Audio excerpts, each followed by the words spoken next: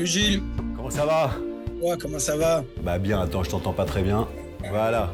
Hey, il paraît que ton film est une bombe. Moi, j'ai vu le tien. Bon, Gilles Leloup, je vais pas reparcourir ton parcours, hein.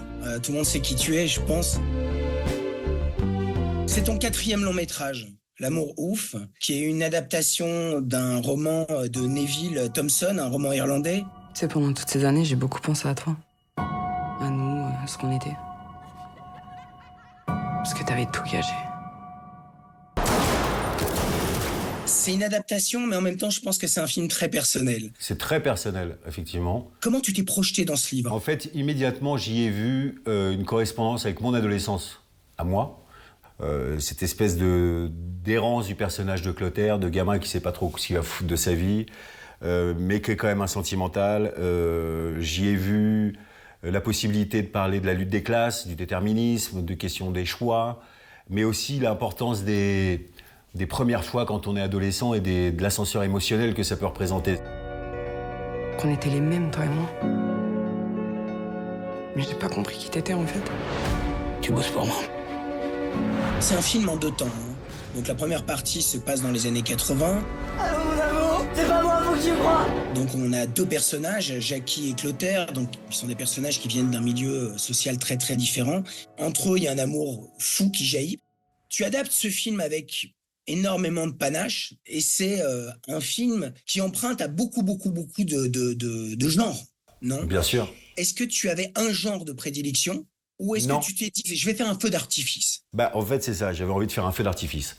En fait, en vrai, comme ça fait 17 ans que je pense à ce film, quand j'ai commencé à travailler dessus, je le voyais comme un cousin très éloigné des films que j'ai adorés dans mon adolescence, c'est-à-dire Outsiders, Rusty James, tous ces films de Coppola de l'époque, ces films de bande. Je me suis rendu compte j'avais 32 ans, que jamais on me donnerait les moyens de le faire, que jamais personne me ferait confiance pour le faire comme j'avais envie de l'envisager.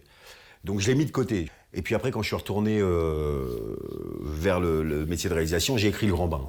J'ai fait Le Grand Bain, j'ai surkiffé faire ce film, j'ai adoré l'expérience. Et ça m'a vraiment galvanisé, ça m'a donné une nouvelle confiance en moi aussi en tant que réalisateur.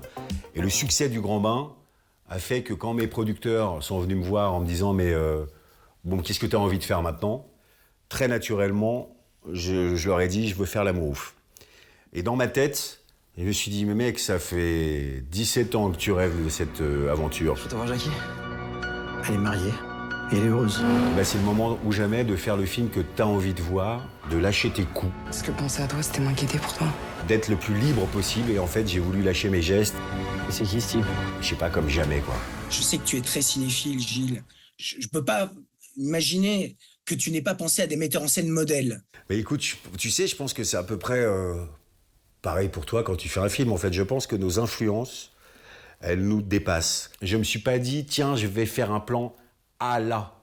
Jamais. C'est, je pense, tellement ancré en moi que ça ressort comme ça très naturellement. Mais pour autant, je n'ai pas revu ces films pour m'en inspirer ni pour les singer. C'est que ça a été des trucs qui font partie de ma cinéphilie ancrée, voilà, avec des encres de 700 kilos, quoi. On voit que tu débordes d'amour pour tes comédiens, qui sont absolument prodigieux. En fait, j'aimerais savoir comment tu travailles ta continuité entre ces 2 couples donc, qui jouent les années 80 et puis les années 90. Comment tu joues cette continuité dans ta mise en scène? Comment tu l'opères, en fait? En fait, c'est plus par le fond avec mes acteurs. En fait, c'est des lectures que je fais avec mes acteurs avant pour ressentir ce que chacun a à me dire sur son personnage. Est-ce que chaque phrase résonne en eux? Est-ce que la tournure de la phrase est un rythme qui leur va bien? Parce qu'il y a quand même une musicalité qui est très différente suivant les comédiens ou les comédiennes. On n'a pas tous le même rythme, on joue pas tous de la même manière. Il y a des gens qui aiment le silence dans la phrase, après la phrase, ou des gens qui jouent vite comme moi par exemple. Donc ça, c'est un truc de réécriture des dialogues que je fais individuellement avec mes comédiens. Ensuite, pour la continuité des ados vers les adultes, il y avait une correspondance que je voulais plus évidente pour Jackie, c'est-à-dire Mallory et Adèle, où en fait c'était sur du débit. Ce qui m'importait, c'est que ces personnages-là Cette femme-là, elle aime les mots, elle s'en sort bien avec les mots, elle est volubile. À partir de maintenant, j'instaure 2 dernières fois. D'accord? Pas négociable. Tu ne sèches plus les cours. Voilà. Et je m'en plus. Une sorte de débit en discontinu, quoi. Je voulais que ce soit extrêmement vivant et qu'il n'y ait pas d'hésitation quand elle parle. Donc, je te repose la question. T'as passé une bonne journée? Oui.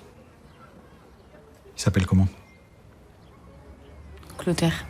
Malik et François, Clotaire donc, lui, c'est un personnage qui n'a que très peu de mots. Donc en fait, c'est le corps qui joue beaucoup. Mais les deux, j'ai de la chance que les deux sont 2 acteurs très corporels. Et je voulais que eux, par exemple, ce soit, pour le coup, assurés d'hésitation et de rupture de rythme.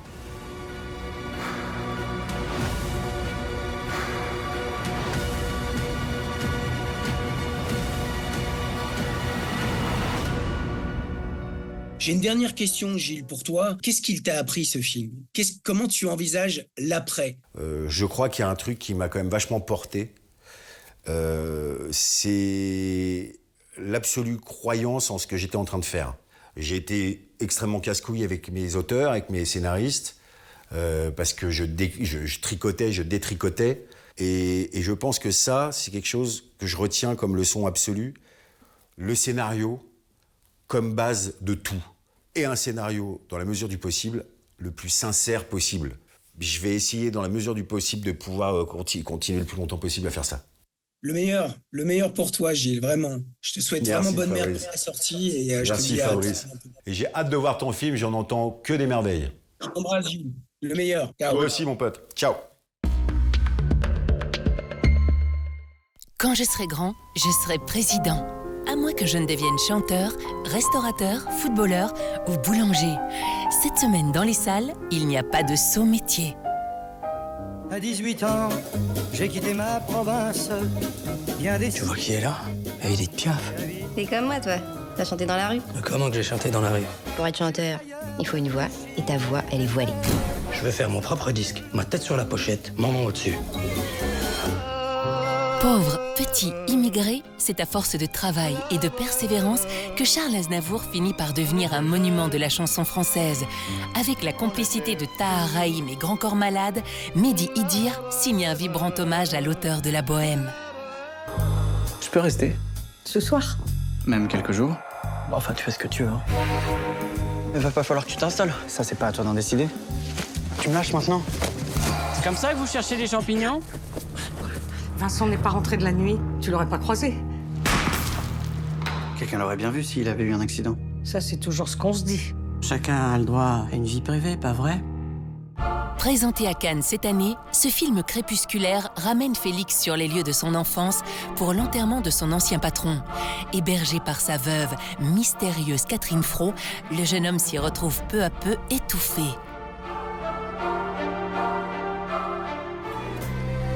Papa, j'ai mis la main sur une pépite. Et tu l'as trouvé où, ta pépite? Il a un petit quelque chose, hein, le gamin. Tu sais qui donne? Avec nous, t'auras une famille. Manu a découvert un super joueur. On voudrait que tu nous aides à lui trouver un club. Je suis OK pour ton frère. Mais pas un commentaire sur mon resto. On joue les prolongations. Si Isabelle Nanty et Gérard Lanvin sont bien là dans cette suite de 3-0, un autre champion de la comédie, Didier Bourdon, joue un restaurateur portugais au bord de la faillite. Hier zullen we voor altijd samen blijven. Ja, we mogen niet zelf beslissen over onze laatste rustplaats. Er heeft nog nooit een dode zelf iets kunnen beslissen. Excuses. Notaris Verkammer, kan ik jullie even spreken? Dit is haar laatste wilsbeschikking. En het was haar wil dat ze niet hier begraven wilde worden, maar in Wetteren. Waar? Mais pourquoi la défunte a-t-elle laissé d'étranges consignes à ses héritiers? L'écrivain flamand Dimitri Verhulst passe derrière la caméra pour révéler des secrets de famille qui pourraient bien secouer Peter Van den Boechen, Magritte 2018 du meilleur acteur. Yes. Hello, this is Donald Trump from Mr. Cohn. Thank you so much. Donald who? Roy Cohn, nice to meet you. The Roy Cohn from all the papers? Yeah, you're brutal. Guilty as charged. You have to be willing to do anything to anyone to win. Let's Make America Great Again. Derrière ce slogan de campagne bien connu, le réalisateur Ali Abazi retrace l'ascension vers le pouvoir du jeune Donald Trump. Un biopic explosif présenté en compétition officielle à Cannes à quelques mois seulement des élections. À la semaine prochaine!